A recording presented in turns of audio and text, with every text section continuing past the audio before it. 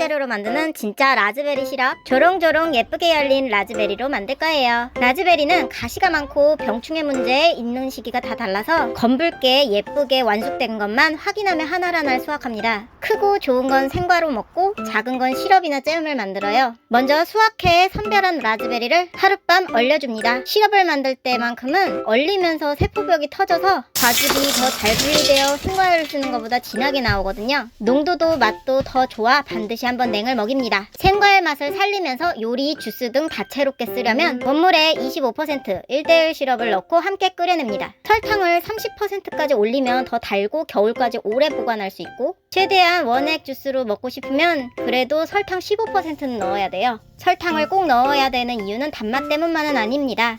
삼투압작용으로 과즙을 더 많이 끌어내고 풍미가 진해지게 도와주고 시럽의 농도도 잡아주고 보존성까지 높여줍니다. 물은 타는 걸 막고 과즙이 고르게 우러나도록 굽는 역할을 합니다. 그래서 유통기한 3일 이내의 착즙 주스 외에는 다 이런 류의 방식입니다. 불에 올려 적당한 온기로 녹으면 중불로 끓이기 시작합니다.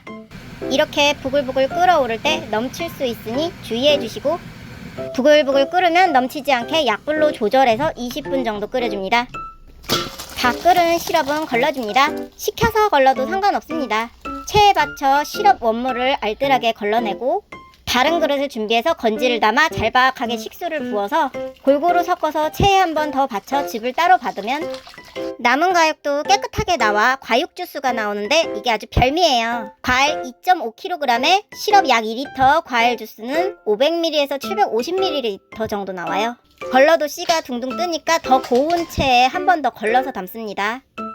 과육 주스와 시럽 모두 곱게 걸러 담았어요. 이것이 원물 시럽, 좀 더 맑은 색이 과육 주스입니다. 여름 햇살을 머금은 라즈베리 시럽과 주스로 맛있게 즐겨보세요.